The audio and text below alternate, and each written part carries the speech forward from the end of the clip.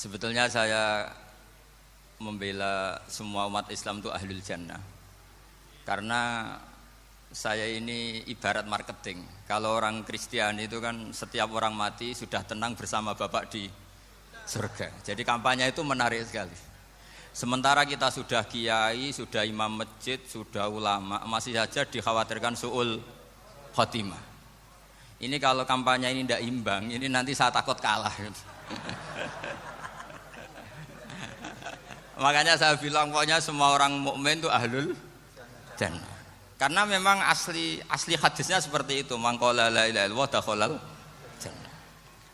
Bahwa kemudian ada beberapa kiai yang mungkin wataknya itu pesimis, kemudian bikin sekian aturan-aturan yang sebetulnya itu cerminan dari pesimisnya. Terus akan-akan masuk surga itu susahnya bukan main.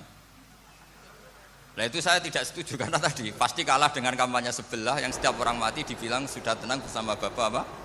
Di surga. Jadi ini penting. Terus kedua saya bilang agama ini sudah begitu baik. Masa kunci surga sudah dibocorkan miftahul jannah la ilaha illallah.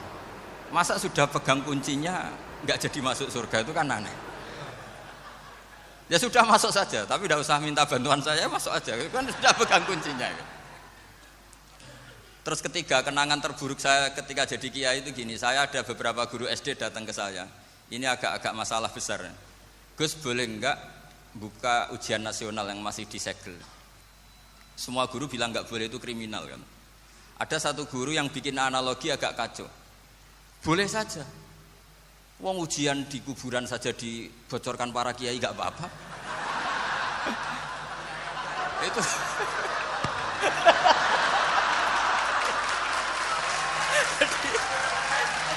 tapi ini kriminal ya. Perhatian kepada kiai, nggak boleh memukul pemateri.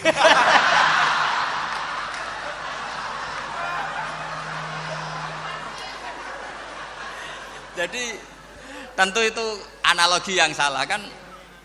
Marrobuka kan, Tuhan kamu siapa, Nabi kamu. Tuhan kamu siapa, Nabi kamu siapa, imam kamu siapa. Ini kan sudah dibocorkan oleh para kiai. Artinya apa? Nak raiso jawab kebablasan gitu. Terus guru ini berpikir kalau ujian akhirat sekrusial itu saja bisa dibocorkan, kenapa ujian nasional tidak boleh? Tentu ini kias yang salah, saya tidak ngajari seperti itu. Tapi saya ngajari ke kalian betapa mudahnya masuk surga. Kunci jawaban sudah dikasih, kunci pintu masuk sudah dikasih. Kok sampai tidak masuk, ini kebablasan. Paling salah gurunya.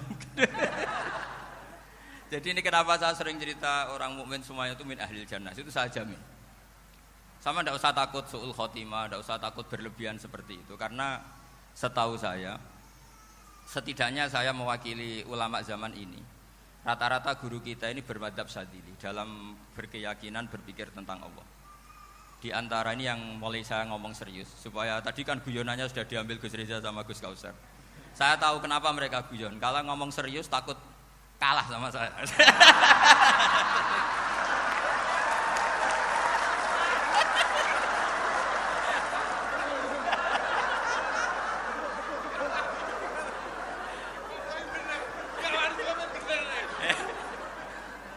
Karena saya ini sudah terkenal pemikir serius, jadi artinya itu satu kepintaran mengalihkan. Ya, oh ya, sudah itu satu kecerdasan. Tidak hanya ngalim tapi betul cerdas. Jadi itu bukti beliau-beliau ini cerdas itu. Saya berpikir begini, ini madzhab Syadzili. Kita semua tentu Syadzili karena kita semua ngaji kitab hikam. Kita tahu kitab hikam itu muridnya Abul Abbas Al-Mursi. Abul Abbas Al-Mursi muridnya Syekh Abil Hasan apa? Asy-Syadzili. Saya masih ingat betul makalah itu dan saya ulang-ulang. Setiap saya ngajar di sarang saya ajarkan itu. Kilali kata Abul Hasan Asy-Syadzili, saya pernah dapat hatif, dapat semacam ilham. Apa makna min syarril waswasil khannas? Itu kata beliau dijawab oleh hatif itu. Hatif itu enggak perlu diterjemah tadi ada karena tadi diajarin itu. Apa yang dihidupkan itu enggak perlu dijelaskan. Kata hatif tadi, wasfasun yadkhulu bainaka wa baina habibika. Yunsika altofahu alhasanah wa yudzakiruka af'alaka asai'ah wa yukassiru indaka dzatas shimal wa yuqallilu indaka dzatal yamin liya'dila bika an husnidzanni billah ila su'idzanni billah Jadi yang dikatakan was-was adalah kamu digiring untuk hanya ingat sisi-sisi kamu yang negatif. Dilupakan bahwa Anda punya sisi-sisi yang positif. Misalnya seperti ini, mungkin secara fikih tadi Banser tegas, wah ini masalah lelaki perempuan dipisahkan gini-gini. Tapi kenapa Ghazali bilang ya sudah gini gak apa-apa. Sebetulnya ada rukhsah itu karena ini di depan umum. Yang paling pantangan Nabi itu la yakhluwanna rajulun bimra'atin. Ini ada yang menjaminnya gitu. Malah khawatir saya di sini dipisah tapi setelah berduaan nggak bisa. Jadi toleransinya karena ini di depan umum. Itu masih ada toleransinya. La yakhluwanna rajulun bimra'atin. Begitu juga ketika kita dosa, misalnya kita dosa. Orang Islam setiap dosa itu pasti ingat salahnya, kemudian istighfar. Dan ketika satu kebaikan dibandingkan keburukan, itu kata semua ulama, karena sayyi'ah itu bernilai 1, kebaikan bernilai apa? 10. Itu masih surplus berapa? 9. Jadi itu cara berpikir Abu Hasan Asyadzili. Kenapa kamu harus berpikir positif tentang Tuhan? Sekali berpikir tentang negatif, itu bahaya betul. Misalnya begini, kamu berpikir tak rewangi dadi kiai, sujud, rukuk, ternyata aku tetap mlebu neraka. Gunane apa? Itu menurut saya kan enggak punya akal. Sujud itu satu kelaziman menghamba kepada Allah. Normalnya seorang hamba itu ya sujud. Kemudian gara-gara kamu ingin masuk surga, terus logika kamu dibalik. Gunanya apa saya sujud? Ternyata saya masuk neraka. Itu pertanyaan yang benar-benar bodoh dan itu menjadikan Allah benci. Logikanya dibalik begini. Ini saya ngomong serius karena ini bentuk kemenangan saya ini bentuk kemenangan saya. Saya berkali-kali ngomong di kota pelajar di Jogja karena banyak pengujinya juga. Bukan sekedar pendamping tapi penguji. Banyak yang profesor, bukan sekedar doktor, banyak yang profesor. Jadi ya ini dok. Begini. Saya pernah ditanya sama seorang dosen, Gus, saya ini ngaji hadis banyak, tapi ada yang saya tidak paham, yaitu mangqala la ilaha illallah dakhalal jannah, ada kalimat wa in zana wa in saraka.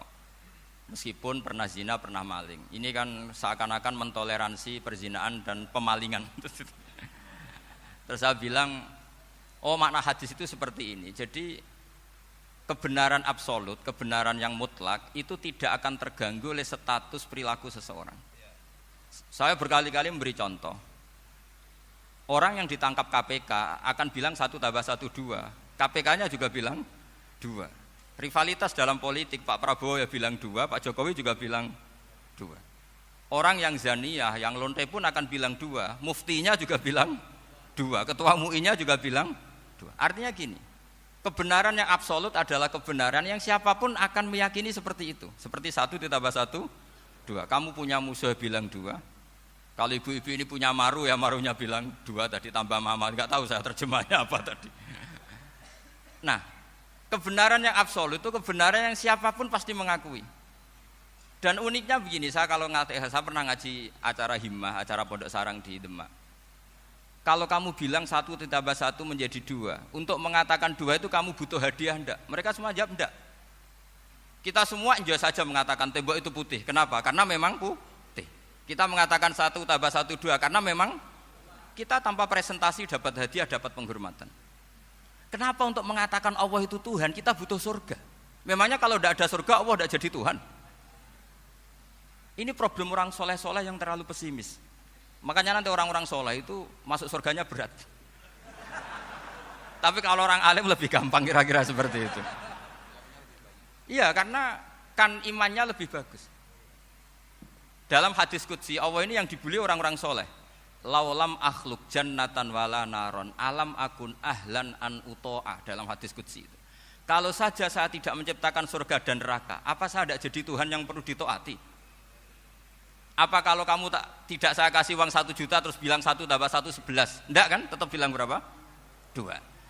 Kalau kebenaran absolut yang 1 + 1 kamu bilang 2 meskipun tanpa mendapat hadiah. Kenapa untuk bilang Allah Tuhan kamu butuh hadiah surga? Itu kan secara ikhlas blas. Makanya saya terus mengajarkan ikhlas. Ikhlas itu bisa dilatih dengan akal, dengan pikiran, bil ilmi lah. Harus dilatih. Nah di sini ini momen atau makna yang mestinya harus difahami wa inzana bahwa kalimat ini sah meskipun dilafadzkan seorang yang pernah zina. Sama seperti 1 tambah 1 2 sah, diucapkan siapa saja sah. Dan siapapun akan mengucapkan itu secara ikhlas. Ini penting saya utarakan. Sehingga setelah ada firqah-firqah takfiri yang mengatakan orang megang keris itu syirik, ke kuburan syirik, ini syirik. Itu salah besar. Salahnya adalah tadi kalimat-kalimat atau kebenaran-kebenaran absolut ini sudah jadi sibghata wa man ahsanu minallahi sibghah. Kalimat ini begitu absolut di hatinya orang mukmin. Sehingga ketika terganggu oleh hal-hal yang adat istiadat kayak pegang keris, kayak apa, ini tidak mengganggu. Tetap kualitas iman ini di atas keyakinan adat membawa apa keris. Kalau orang membawa keris menjadi syirik karena percaya sama makhluk. Orang misalnya kejawen kalau nggak bawa keris nggak nyaman.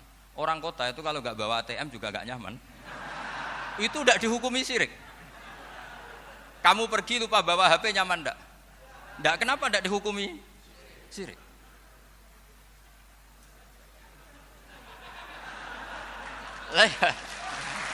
Jadi ini logika. Jadi makanya ini Gus Reza boleh ngeritik saya. Saya itu berkali-kali bilang, saya termasuk ulama yang mau bikin gerakan cangkem elek.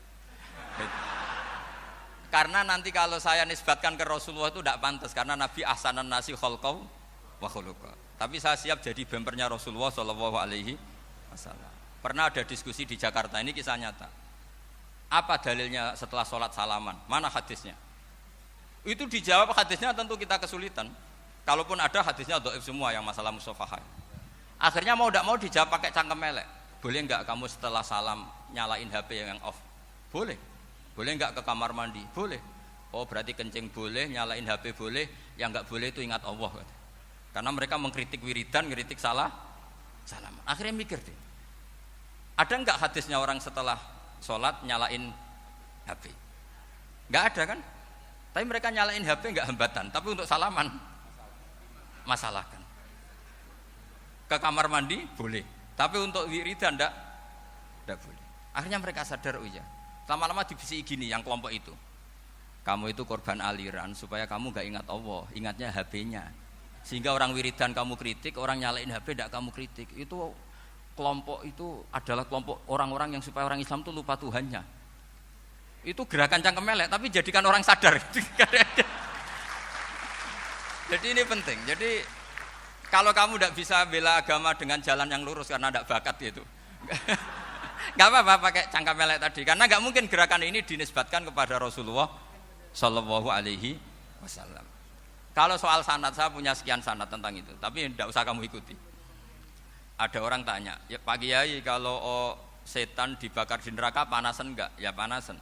Lo kan setan dari api, ngapain harus panasan? Kan materinya sama. Terus Kak Kiai tadi gak kesulitan, dia ngambil pasir, disawero di wajahnya. Wah sakit Kiai, kamu kan dari tanah, kena tanah kok. Jadi itu ada sekian, artinya gini ya, kalau kesulitan jawab pakai baik-baik ya sudah pakai cangkem elek itu aja kan. Tapi tentu kan gerakan ini tidak mungkin dinisbatkan kepada para nabi. Tapi saya pastikan meskipun nggak bisa dinisbatkan kepada para nabi dari segi cangkem elek tadi, tapi secara semangat itu sama. Saya punya sekian contoh. Benar Gus Rizal tadi gojlok saya sengawur-ngawurnya itu masih punya sanad. Itu pas saya ngawur pun masih punya apa? Sanad. Nabi Ibrahim itu ketika faja'alahum juzatan illa kabiralahum itu si berhala paling besar dikasih kapak.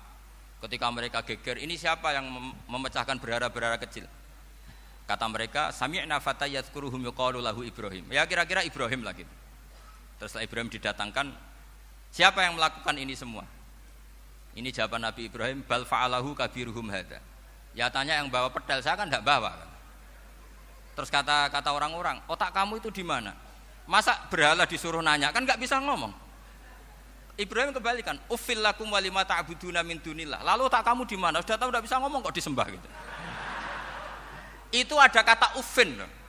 Uffin itu kalau diterjemah kira-kira ya agak-agak jancuk gitu. Kira-kira ya kira-kira seperti itu. Jadi sekarang dalilnya jancuk apa Gus? Pakai dulu biasa kalau misalnya saya bilang sudah terjadi. Gimana? Jancuk itu dari dak su. Dak tinggalkanlah suan perkara sing elek. Krono ilate wong Surabaya kakean rawon, akhirnya ngomongnya jancuk. Gitu.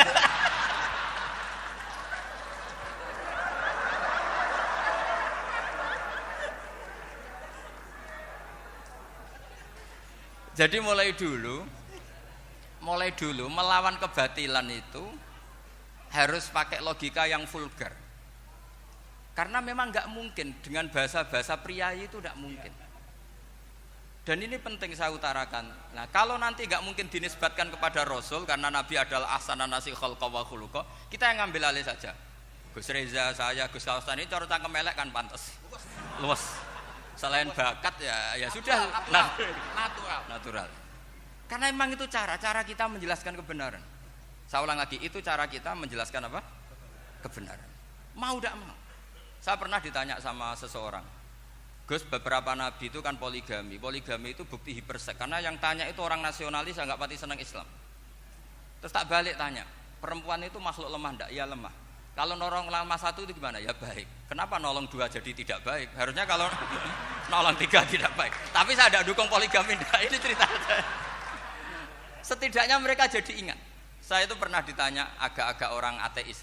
Dia benci Islam tapi neliti Islam. Pertanyaan kedua, kenapa dalam perang itu seakan-akan Nabi itu perampok? Hartanya orang kafir disita kemudian menjadi ghanimah. Itu kan kayak ngerampok. Terus saya tanya gini, kalau ada penjahat ke rumah kamu kemudian pakai senjata api, setelah kamu ringkus, itu senjata api kamu kembalikan apa kamu sita? Oh ya saya sita, kalau tak kembalikan dipakai ngerampok lagi. Ya sama seperti itu, kalau kekuatan mereka dikembalikan akan dipakai kekuatan mereka lagi. Jadi ya lagi-lagi ini kemenangan orang serius. Karena nanti guyonnya sudah dintekno sama Gus Safa sama Gus Riza. Nah, kenapa saya ngajar begitu rileks, begitu santai? Karena pikiran saya sederhana. Fa innal uqula muttarratun ila qabilil haq. Akal sehat pasti dipaksa menerima apa? Kebenaran. Sehingga kebenaran itu tidak usah kamu ngomongkan secara serius, tidak perlu.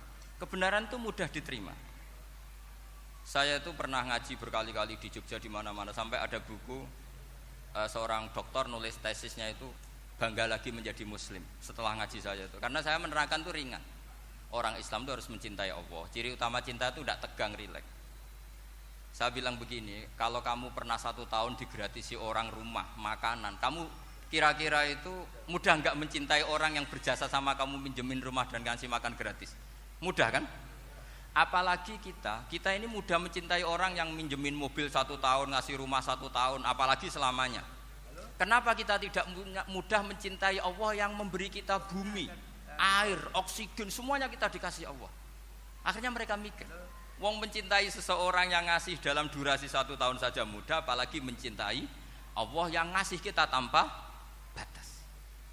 Itu disebut walladzina amanu asaddu hubbal lillah. Orang mukmin itu mudah sekali mencintai Allah. Caranya dilatih tadi.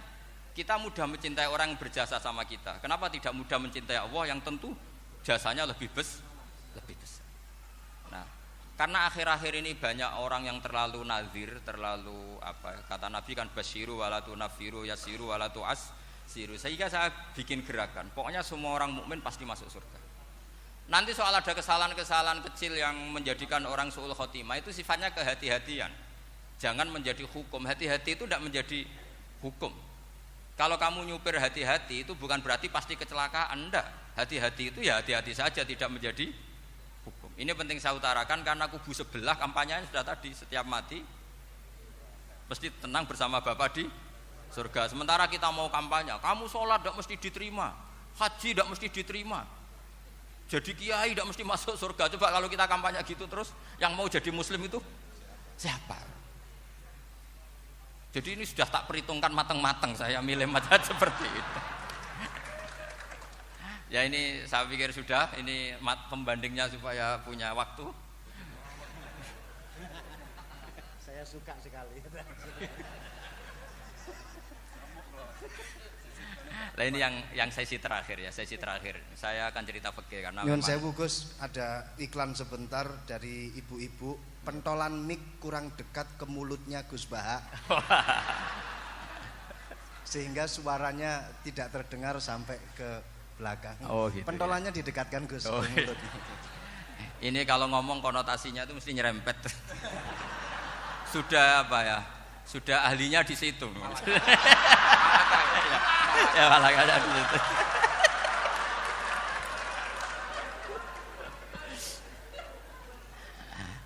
Dalam sesi terakhir saya cerita pentingnya pembanding. Imam Rafi'i itu yang ngarang kitab Muharrar. Kitab Muharrar ini adalah ringkasan dari kitab Al-Wasit. Al-Wasit itu karangannya Imam Ghazali. Al-Wasit sendiri ini khas ngaji NU karena NU maknanya Nahdlatul Ulama, gerakan para ulama. Jadi kalau nggak ngerti alim-alim seperti itu ya ada NU. Sebenarnya sampai itu pasnya Nahdlatul Ummah, gerakan umat. Tapi kan sudah jadi partai politik Nahdlatul Ummah. Karena yang katakan NU itu Nahdlatul Ulama, gerakannya para ulama. Imam Rafi'i itu berpendapat sujud itu cukup pakai batuk, pakai jidat. Itu dalam kitab Muharrar. Wal asoh anna sujud yasihu mau cukup biwat iljabah. Ketika Imam Nawawi mentasih kitab Muharrar namanya Minhajut Thalibin, itu mengkritik Imam Rafi'i. Kata beliau sujud itu untuk sah harus melibatkan 7 anggota karena berdasar hadis umirtu an asjuda ala sapati a'zumin, yaitu al jabhah wal yaden warukbaten wal qadamen, yaitu jabhah 2 tangan, 2 lutut dan 2 qadamen. Akhirnya saya ngecek di kitab asli Imam Rafi'i termasuk Ashabut Tarjih dan Imam Nawawi. 2 orang ini khilaf. Kan nggak mungkin kita sebagai mushahihnya karena yang khilaf ini 2 ulama besar, satu Imam Rafi'i, satu Imam siapa? Nawawi. Kita tidak bisa hanya ngikuti Fathul Mu'in yang mengatakan idzakhtalafan Nawawi war Rafi'u kudiman Nawawi, tidak bisa karena Imam Nawawi ini sering nginduk sama kitabnya Imam Rafi'i karena senior Imam Rafi'i. Setelah saya cek di kitab kitab asli Mamba ya, satu sumbernya semua madzhab apa? Syafi'i. Ternyata Imam Syafi'i nak ngedikan hanya begini. Wa uhibbu, saya suka setiap orang Islam sujud itu melibatkan 7 anggota karena itu aman, pasti sah. Tapi wayah tamilu kata beliau, tapi mungkin saja sujud hanya watul jabah itu sah. Kenapa kata Imam Syafi'i? Liqaulihi sallallahu alaihi wasallam atau li du'aihi apa sallallahu alaihi wasallam fi sujud sajadalaka wajhi wa sam'i wa basari. Nabi ketika sujud itu hanya berdoa, ya Allah sujud kepada engkau wajhi wa sam'i wa basari. Nabi tidak menyebut wayadi wa rukbati wa qadami. Sehingga saya berkali-kali bener kata Gus, saya ini pembela umat sing sujude 7 anggota ya tak lem pantes dadi Rais Suriah. Itu. Yang sujude bathuk tok ya tetap sah ngikuti mazhabnya Imam Rafi'i. Meskipun itu tidak saya anjurkan. Tentu tidak saya anjurkan. Alasannya Imam Syafi'i tadi Rasulullah pernah berdoa dengan kata-kata sajadalaka wajhi, bukan diteruskan wayadi warubati wakoda. Sehingga fal khilaf huna bakin ala khiddati kalau dalam bahasa fikih. Khilaf biar tetap sesuai aturan khilaf masing-masing. Enggak perlu kamu menggugurkan pendapat Rafi'i yang mengesahkan sujud hanya pakai jabah. Ini penting karena tadi seperti saya katakan yang sujud anggota pitu ya masuk swarga mergo pintere. Sing nganggo bathuk tok yang mlebu swarga mergo gobloke tadi karena aksaru ahlil jannah al-bulbu. Nah ini mazhab saya. Jadi saya itu ingin umat Islam itu baik-baik saja. Ya. Karena tidak mungkin lah kita tidak bela Islam di zaman akhir, tidak mungkin karena di kubu sebelah kampanyenya sudah seperti itu. Kalau kita ngomong ikhtiyat, kiai ra mesti mlebu swarga, sing salat ngethuk ra mesti husnul khotimah. Wah akan jadi repot. Saya ini pengagum teori ikhlas. Dilatih bil ilmi, saya ulang lagi dilatih bil ilmi. Saya ini malu. Malunya tadi, saya mengatakan 1 tambah 1 2 itu meskipun tidak ada yang memberi hadiah tetap saya katakan 2. Saya mengatakan air itu dingin, tidak ada yang ngasih hadiah saya akan bilang kalau air itu dingin. Kalau api itu panas. Untuk hakikat-hakikat seperti itu saja saya jujur tanpa ingin imbalan. Tapi ketika hakikat mengenai Allah kok saya minta imbalan surga dan neraka, ini apa-apaan? Kira-kira gitulah, Rais Suriah macam apa gitu.